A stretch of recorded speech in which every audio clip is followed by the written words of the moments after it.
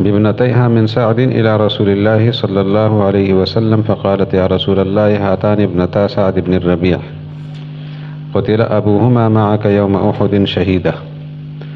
سعد بن الربیع کی وہ شہادت احد کے میدان میں ہوئی تھی۔ اس کی اہلیہ 2 بچیاں لے کر حضور کی خدمت میں آئی کہ یہ ان کی صاحبزادیاں ہیں۔ وَإِنَّ عَمَّهُمَا أَخَذَ مَالَهُمَا فَلَمْ يَدَعْ لَهُمَا مَالًا وَلَا تُنْكَحَانِ إِلَّا وَلَهُمَا مَالٌ قال يقضي الله في ذلك فنزلت آية الميراث فبعث رسول الله صلى الله عليه وسلم إلى عمهما فقال أعط ابنتي سعد الثلثين وأعط أمهما الثمن وما بقي فهو لك۔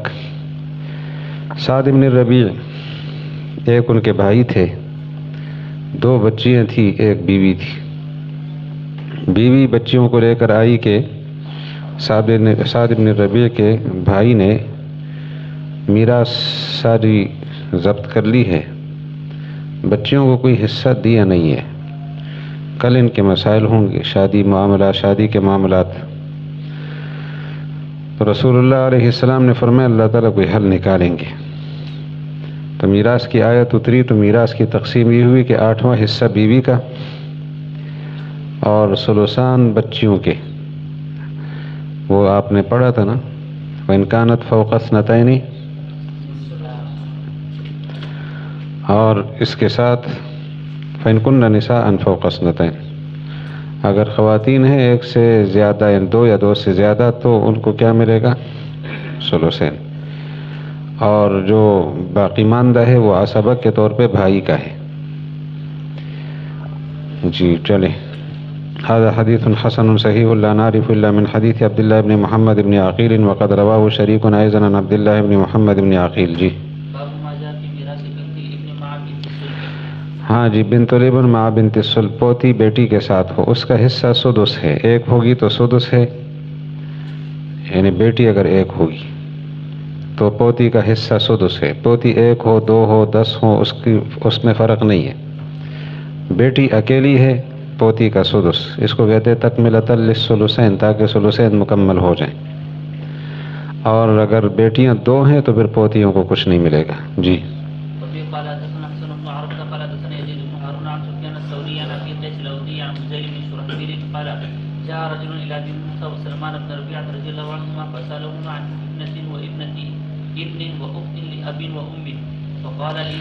سوال یہ تھا کہ عن ابنتن ایک بیٹی ہے، وابنت ابن پوتی ہے، واخت لاب و ام حقیقی بہن ہے۔ لاب و ام حقیقی ہوتی ہے نا ماں باپ کی بیٹی، یاد ہے نا؟ وہ خفیہ کی بیٹی کو کیا کہا تھا آپ نے؟ خفیہ کی بیٹی کو کیا کہتے ہیں؟ اور اعلانیہ کی اولاد کو، یہ یاد رہنا چاہیے، یہ ایک جھوٹا حربہ ہے، یہ نہ ہو کہ وہ بھی آدمی بھول جائے۔ یہ میں اس لیے قصداً کہہ رہا ہوں کہ کوئی وجہ تسمیہ نہ بنا دے۔ جی تو اگلے یہ سوال آیا، فقال، تو نبی علیہ السلام نے فرمایا بیٹی کو نصف ملے گا، اور جو حقیقی بہن ہے وہ عصبہ ہوگی۔ سوال آیا تھا کس کے پاس؟ الی ابی موسیٰ و سلمان ابن ربیعہ تھا، سوال ان دونوں کے پاس آیا تھا، ابو موسیٰ اشعری اور سلمان ابن ربیعہ سے سوال ہوا تھا۔ اور پوچھنے والے نے کہا کہ بھئی ایک بیٹی ہے اور ایک پوتی ہے اور ایک بہن ہے۔ تو بیٹی اور بہن کا مسئلہ تو واضح ان کو معلوم تھا کہ بیٹی کو نصف ملے گا، بچا کچا بہن کا ہوگا، کیونکہ اجعل الاخوات مع البنات عصبۃ، بیٹی کی موجودگی میں جب انسان کی صرف بیٹیاں ہوں اور بہنیں ہوں تو بہنیں عصبہ ہوتی ہیں۔ حقیقی بہن ہو تو عصبہ، حقیقی نہ ہو تو علاتی عصبہ، اخیافی عصبہ نہیں بنتی۔ ساتھ یہ فرمایا کہ آپ عبداللہ ابن مسعود کے پاس چلے جاؤ، وہ عنقریب ہماری متابعت کریں گے، جس طرح ہم نے فتویٰ دیا ہے وہ لکھ دیں گے، الجواب صحیح والمجیب نجیح۔ یہ سائل عبداللہ ابن مسعود رضی اللہ عنہ کے پاس گئے، پوچھا حضرت بیٹی ہے اور پوتی ہے اور حقیقی بہن ہے، مسئلہ بتائیے۔ انہوں نے فرمایا اور ساتھ یہ وضاحت بھی فرمائی کہ میں تو 2 بزرگوں سے پوچھ کر آیا ہوں، انہوں نے یہ فتویٰ دیا ہے کہ بیٹی کو نصف دو اور باقی ماندہ سارا بہن کو دو، پوتی کے لیے کوئی حصہ نہیں ہے۔ حضرت ابن مسعود نے فرمایا کہ میں تو گمراہ ہو جاؤں گا، سیدھے راستے پہ نہیں رہوں گا اگر میں نے غلط فیصلہ کیا۔ میں تو وہ فیصلہ کروں گا جو رسول اللہ علیہ السلام نے کیا تھا۔ کیا فیصلہ کیا تھا؟ بیٹی کا نصف، پوتی کا سدس اور نصف جمع ہو جائے تو دنیا بھر میں کہیں بھی سدس اور نصف کو اکٹھا کریں گے ثلثین بنے گا۔ یہ کسی بھی چیز کا نصف ادھر رکھیں، پھر چھٹا حصہ ساتھ رکھے تو ثلثین۔ 12 کا نصف کیا ہے؟ اور 12 کا سدس 2 ہے، ملا دیں 6 اور 2 8، 8 12 کا ثلثان ہے۔ 6 کا نصف کیا ہے؟ 3 اور سدس 1، ملا لیں 4، ثلثان ہو جائے گا۔ کسی بھی چیز کا نصف اور سدس اکٹھا ہو جائے تو ثلثان بنتا ہے۔ تو اس لیے فرمایا کہ بیٹی کو نصف، پوتی کو سدس ملے گا، تکملۃ للثلثین، اور اخت کے لیے ما بقیہ ہوگا۔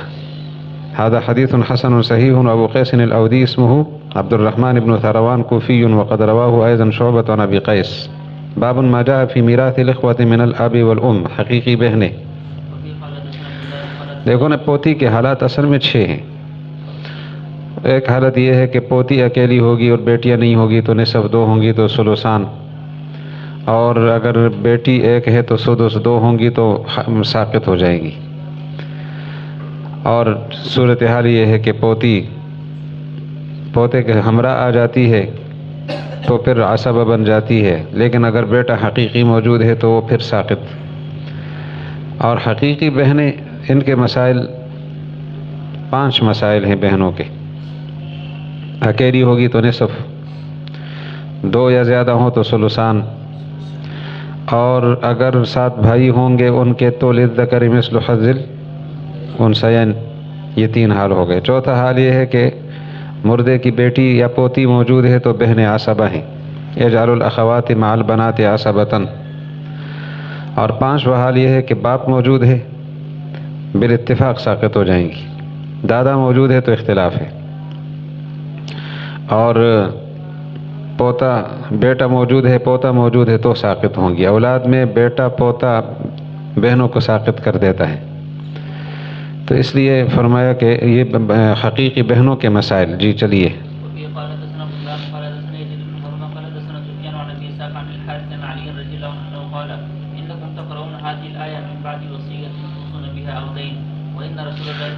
یہ غلط فہمی ہو سکتی ہے نا کہ قرآن پاک میں پہلے وصیت کا ذکر ہے بعد میں قرضے کا، ترتیب اس طرح ہے تو آدمی ظاہری ترتیب سے نتیجہ نہ نکالے۔ نبی کریم صلی اللہ علیہ وسلم نے پہلے قرضے ادا کرنے کی تاکید فرمائی ہے اور پھر وصیت، لیکن وصیت قرآن پاک میں کیوں ترتیب اس کی بدلی؟ وجہ یہ کہ اس کو اہمیت دیں، اس لیے قرضہ تو لوگ سمجھتے ہیں کہ کسی کا ہے وہ مانگ لے گا، وصیت والے تو کچھ نہیں کہہ سکتا، تاکہ وصیت کو اہمیت دی جائے۔ جی۔ اعیان بن الام، اولاد میں سے جو اعیانی ہے، ماں کی اولاد میں سے جو اعیانی ہے وہ وارث ہوں گے بنو العلات۔ علات علتن کی جمع ہے، علا ذرہ کو کہا جاتا ہے سوکن کو۔ سوکن کی اولاد کے بدلے میں اور ان کے مقابل یہ وارث ہوں گے۔ الرجل یرث اخاہ لابیہ وامہ دون اخیہ لابیہ، حقیقی بھائی سوتیلے بھائی کے مقابلے میں وارث ہوگا، سوتیلا وارث نہیں ہوگا۔ فہمتم؟ جی۔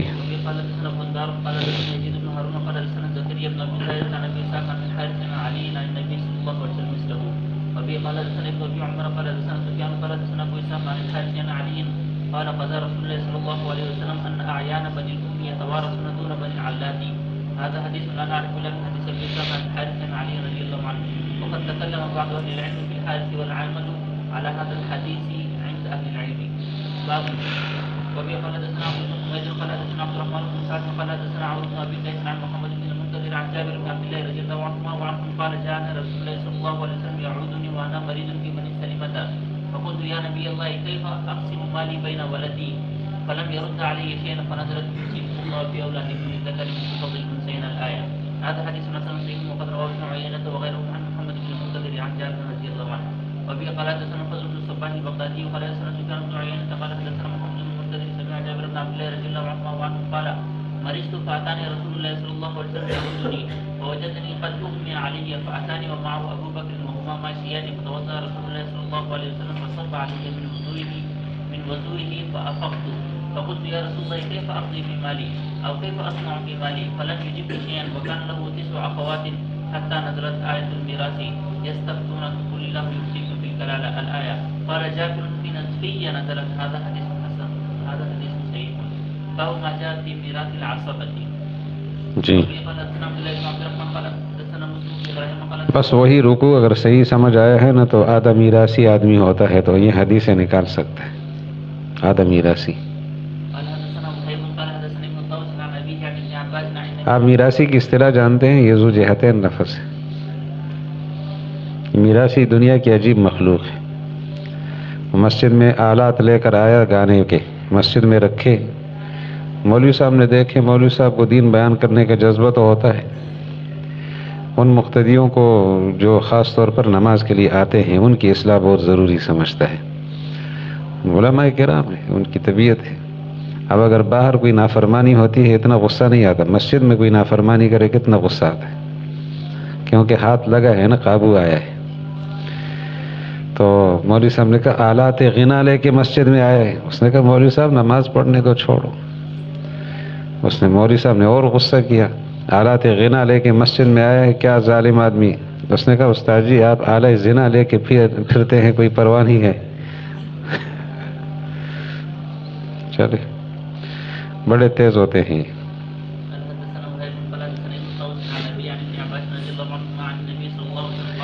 یہاں کا واقعہ ہے گجرانوالہ کا کہ میراثی کسی پروگرام میں دیر سے پہنچے، بڑا آدمی یہاں شہر کا تھا، اس کی شادی میں.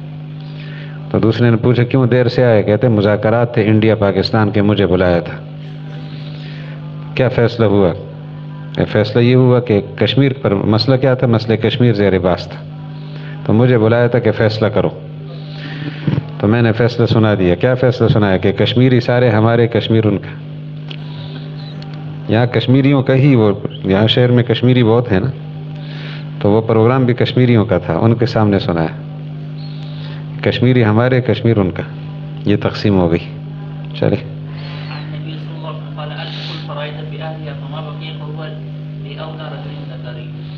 جی.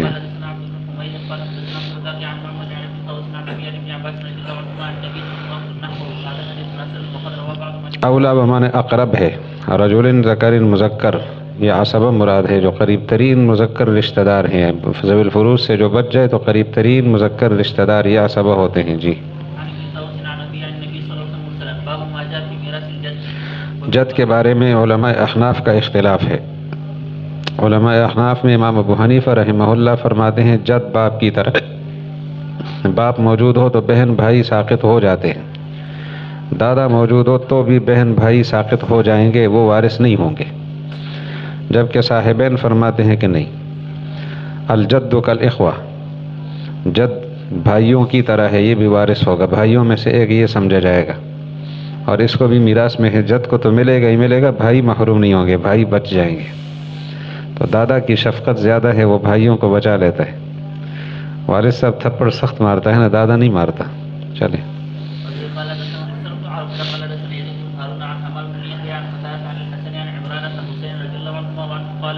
جاء رجل إلى النبي صلى الله عليه وسلم فقال إن ابني مات فما لي من ميراثه فقال لك السدس فلما ولى دعاه فقال لك سدس آخر فلما ولى دعاه قال إن السدس الآخر لك طعمة. هذا حديث. یہ جو دوسرا سدس ہے یہ بطور میراث کے نہیں ہے، یہ بطور عصبہ کے ہے. اصل میں ایک سدس تو بطور جد کے ہے، دوسرا بطور عصبہ کے ہے. وجہ یہ ہے کہ ان ابنی ماتا فما لی من میراثه قال لك السدس فما ولا دعاه فقال لك سدس آخر، دوسرا سدس بھی ملے گا. چلے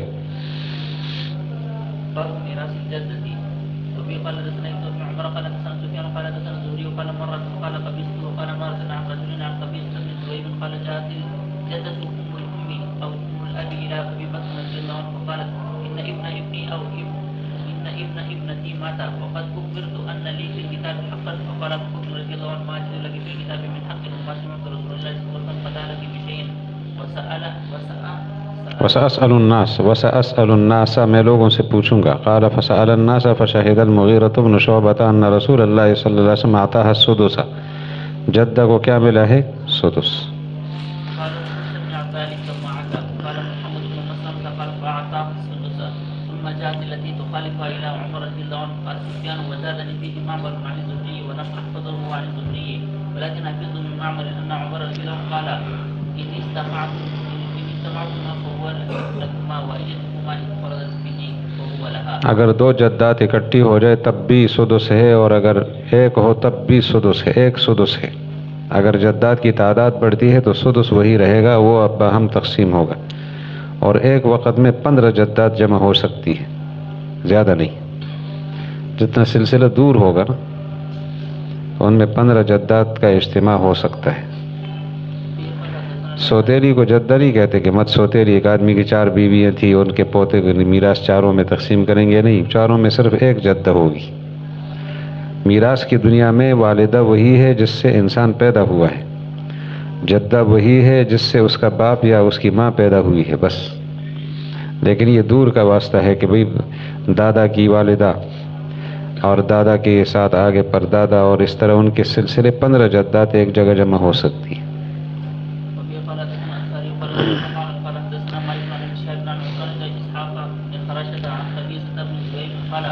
جاءت الجدة إلى بكر رضي الله عنه فسألت ميراثها قال لها ما لك في كتاب الله شيء وما لك في سنة رسول الله صلى الله عليه وسلم شيء فارجعي حتى أسأل الناس. فسأل الناس فقال المغيرة بن شعبة رضي الله عنه حضرت رسول الله صلى الله عليه وسلم أعطاها السدس.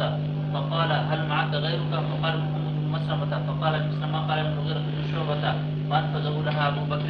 قال ثم جاءت الجدة الأخرى إلى عمر بن الخطاب رضي الله عنه فسألته ميراثها فقال ما لك في كتاب الله شيء ولكن هو ذلك السدس فإن استمعتما فيه فهو بينكما وأيتكما خلت به فهو لها. هذا حديث حسن صحيح. تو جدہ کے صرف 2 حالات ہیں. ایک حالت یہ ہے کہ اس کو میراث میں حصہ ملے گا سدس، اور دوسرا حال یہ ہے کہ وہ ساقط ہوگی. ساقط ہونے کی صورتیں کئی ہیں. ساقط ہونے کی ایک صورت یہ ہے کہ قریبہ موجود ہو تو بعیدہ ساقط ہو جاتی ہے. ساقط ہونے کی ایک قریب ہے، یعنی باپ کی طرف سے قریب ہے، ماں والی ذرا دور ہے تو وہ ساقط، یا ماں والی قریب ہے باپ والی دور ہے تو یہ باپ والی ساقط. اور باپ کی موجودگی میں باپ کی طرف سے جتنی جدات ہیں وہ ساقط ہوں گی، ماں والی ساقط نہیں ہوں گی. اور اگر ماں موجود ہے تو باپ والی بھی گئی اور ماں والی بھی گئی، سب ساقط ہو جائیں گی. سمجھ آ گئی آپ کو؟ ماں کی موجودگی میں کسی جدہ کو کچھ نہیں ملے گا، نہ دادی کو نہ نانی کو. باپ زندہ ہے اور ماں زندہ نہیں ہے، دادی اور نانی دونوں زندہ ہے تو دادی ساقط ہوگی، نانی کو ملے گا. فہمتم؟ دادی ساقط، نانی کو ملے گا. باپ صرف اپنی والدہ کو ساقط کر سکتا ہے، لیکن کے ذریعے سے سب ساقط ہوں گی، اور قریب کی موجودگی میں بعید ساقط. جی جی.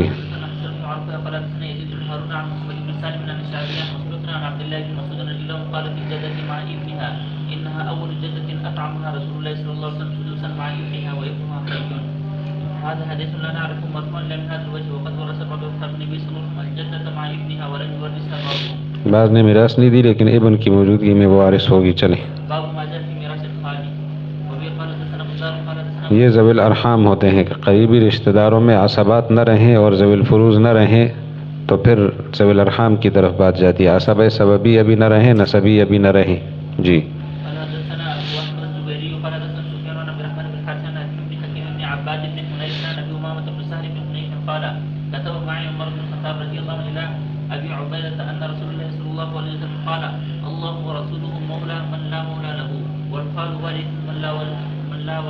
جس کا وارث نہ ہو تو خال ماموں جو ہے وہ وارث ہے ذوی الارحام کے طریق راستے سے. جی.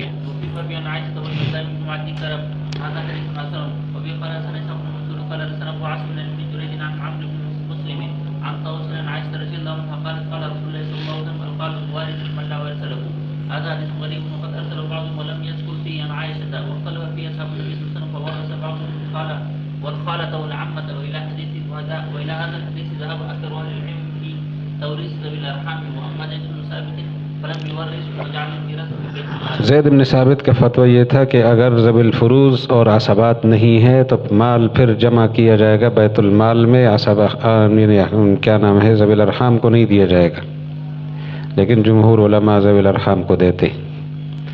بیت المال کو سب سے آخر میں رکھا ہے.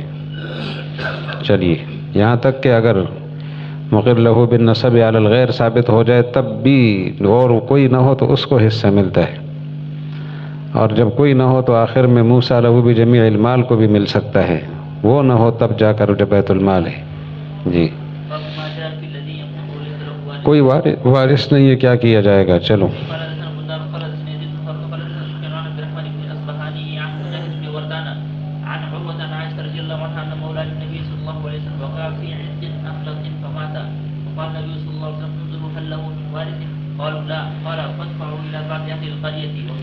اہل محلے کو، بستی والوں کو دے دو، یعنی رفاہ عامہ کے کام میں اس کا جو مال ہے وہ لگا دو، انسانوں کے فائدے میں لگا دو.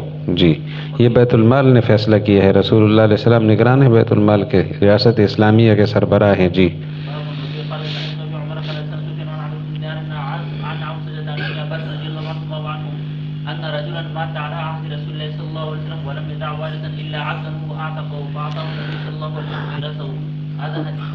اب دیکھیں نا، اس کا کوئی وارث نہیں ہے اور آزاد ہونے والا غلام ہے، اور آزاد ہونے والا غلام عصبہ نہیں بنتا. آزاد کرنے والا عصبہ سببیہ ہے، آزاد ہونے والا تو عصبہ نہیں بنتا. نبی علیہ السلام نے پوچھا کوئی وارث ہے؟ نہیں. کوئی تعلق والا کہ حضرت ایک غلام کو آزاد کیا تھا وہ زندہ ہے، تو نبی علیہ السلام نے اس کا مال اس کو دیا. کیوں دیا؟ اس کو تو کوئی بھی وارث نہیں سمجھتا امت میں سے. نبی علیہ السلام نے کس مد میں دیا یہ مد متعین کرنا ہے. بطور عصبہ کے، بطور وارث کے نہیں دیا. نہ عصبہ ہے، نہ ذوی الفروض ہے، نہ ذوی الارحام ہے. عصبہ سببیہ نسبیہ کسی بھی دائرے میں نہیں آتا. آزاد ہونے والے کی بات کر رہا ہوں، کرنے والا نہیں، وہ تو عصبہ سببیہ بنتا ہے.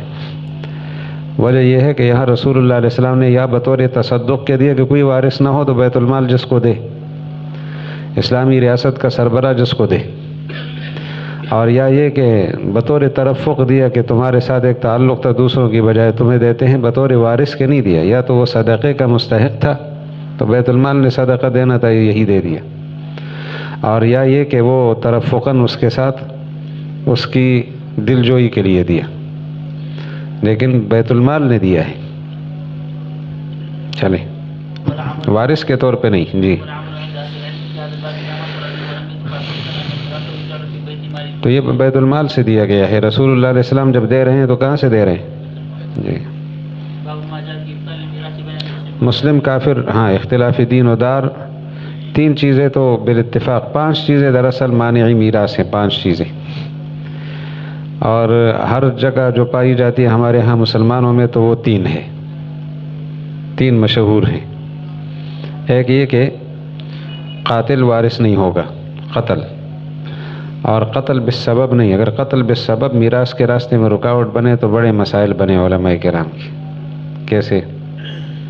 کوئی پھر بیوی کا وارث نہ ہو جو حالت درد ذہ میں وفات پا جائے، کیونکہ سبب تو یہی ظالم بنا ہے. قتل بالسبب ہے کہ نہیں ہے؟ ان کو سمجھ نہیں آئی. انہم یفعلون تو 5 حضرات کو سمجھ آئی نا. لیکن قتل بالسبب کے علاوہ دوسرے 4 قسم کے قتل یہ میراث سے محروم کرتے ہیں. اسی طرح کفر اور اسلام یہ مانعی میراث ہے. اختلاف دین جس کو کہتے ہیں کفر مانعی میراث ہے. اور تیسری چیز اختلاف دار ہے. آج ہو سکتا ہے کہ وہی اسرائیل کا باشندہ پاکستانی آدمی کا وارث نہیں ہوگا. اختلاف دار میں یہ ہے نا جہاں سفارتی تعلقات نہ ہو باہم. 2 چیزیں ایسی ہیں، ایک غلامی آج نہیں پائی جاتی، اور ایک سبب ہے نبوت. نبوت بھی مانعی میراث ہے. تو نبوت تو ممکن نہیں ہے نا حضرت، ممکن شرعی ہے، ناممکن شرعی ہے، ممتنعی شرعی اس کو کہتے ہیں. تو اس لیے 3 اسباب دیکھتے جائیں، ان میں سے کوئی سبب پایا جائے تو وارث نہیں ہوگا. ٹھیک ہے. عمومی سبب پھر 2 پائے جاتے ہیں عمومی طور پر، یا اختلاف دین ہے یا قتل ہے. جی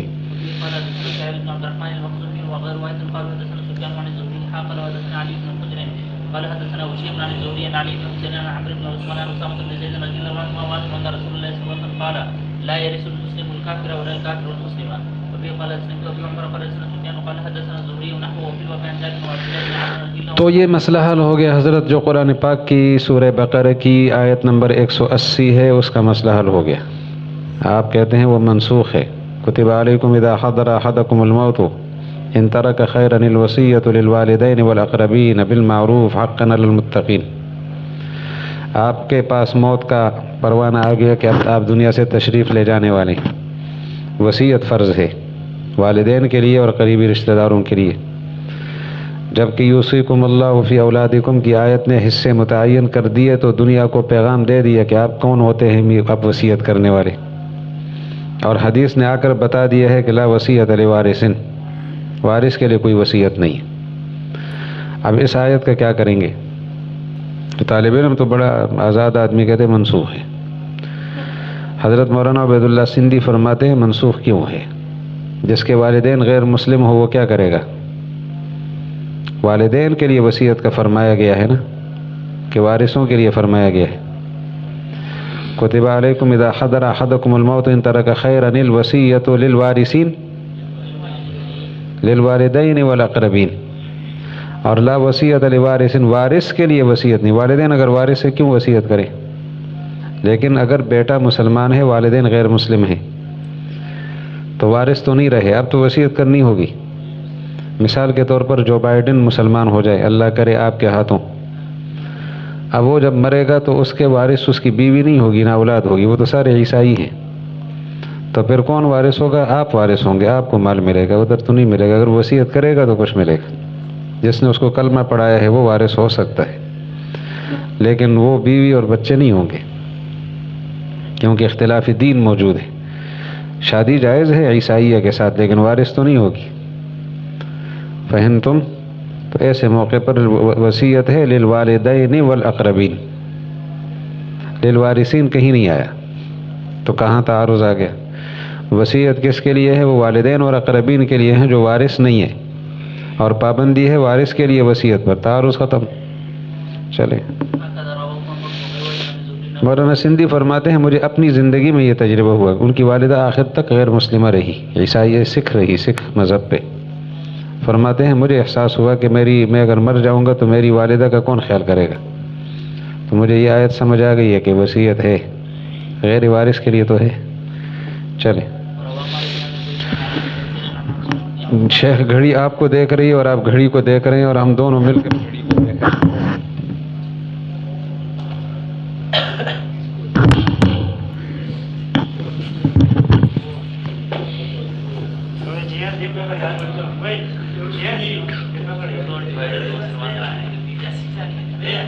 شریف